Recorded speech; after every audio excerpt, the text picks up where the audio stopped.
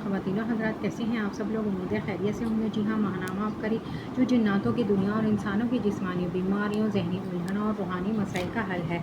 आज इसमें टॉपिक है काले जिन्नात की दुश्मनी से नेक जिन्नात की दोस्ती का सफ़र। मोहतरम शेखुल वज़ीफ़ साहब, अस्सलाम वालेकुम। मैं न्यूज़ीलैंड में रहता हूँ। रूहानी दुनिया से लाइल्म थे। ज़िंदगी में एक ऐसा वाक़या पेश आया जिसके बाद इस दुनिया से रोशनास हुआ। किसी हासिल ने जादू के ज़रिए मुझ पर काले जिन्नात मुसल्लत कर दिए जो हर वक्त मेरे साथ होते। ये मुझे हर चीज़ में नुकसान पहुँचाते और जहाँ मुझे नफ़ा होना होता वहाँ नुकसान करने लगते। मैं टैक्सी चलाता तो जब कोई मुसाफिर मेरे साथ बैठने लगता तो वो कहता कि आपके साथ तो पहले से सवार मौजूद है, जबकि मेरे साथ कोई नहीं होता था। इन जिन्नात ने मेरे कारोबार पर, सेहत, ताकत पर, मेरी नज़र पर बंदिश, मेरे इल्म पर बंदिश और मेरी जवानी पर बंदिश लगा दी थी। जवानी में बूढ़ा हो गया था। मेरी जवानी की ताकत और क़ुव्वत सब बंद हो चुकी थी। मेरे दिमाग से हर चीज़ गायब कर देते थे। मैं गाड़ी में सफ़र कर रहा होता तो गाड़ी अचानक इतनी भारी हो जाती जैसे कोई हाथी सवार हो गया हो। मुझे 3 जिन्नात अपने साथ नज़र आते थे। इनमें एक शैतान मेरी कमर की हड्डियाँ तोड़ना चाहता था और दूसरे मेरा हादसा करवाना चाहते थे।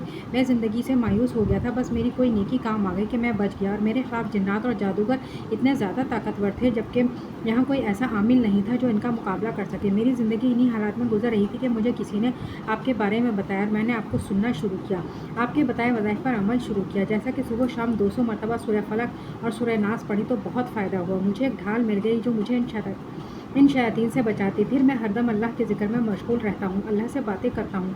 अबकरी के बहुत से वज़ाइफ़ मुझे याद हो गए। मेरे दिल की आंखें खुल गई। मुझे अब जिन्नात नज़र आने लगे थे। एक मरतबा मैं नमाज के लिए मस्जिद में गया। वहाँ एक दोस्त के साथ 2 नेक जिन्नात हैं, लेकिन इसे भी नहीं पता था कि इसके साथ नेक मखलूक है। मैंने इसे बताया, आप खुशकिस्मत हैं, हर वक्त जिक्र करने वाले जिन्नात आपके साथ रहते हैं। ये आपके किसी बड़े के नेक अमल का सिला है। मैंने इस भाई से कहा कि आप इनसे अपने लिए दुआ करवाया करें और मेरे लिए भी दुआ करवाया करें।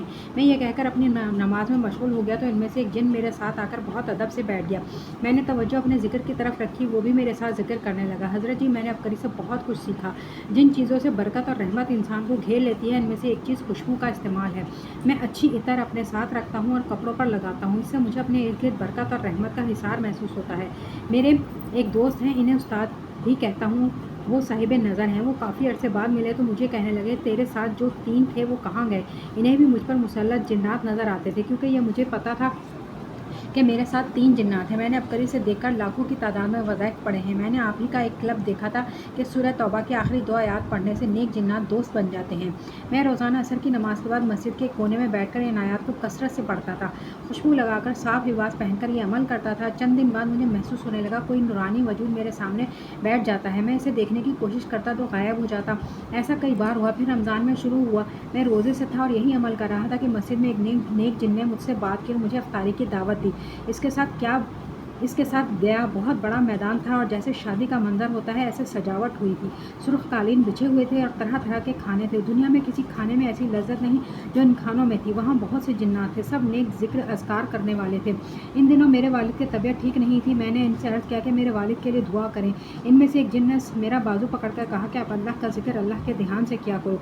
ये फ़िक्रा सुना तो मैं चौंक गया, क्योंकि ऐसा तो आप रूहानी महफ़िल में फरमाया करते हैं। इस नसीहत पर अब मज़ीद तवज्जो कर रहा हूँ जिससे नफ़ा हो रहा है। तो ख़वातीनो हज़रात, आज के लिए इतना ही। मिलते हैं अगली वीडियो में। अल्लाह।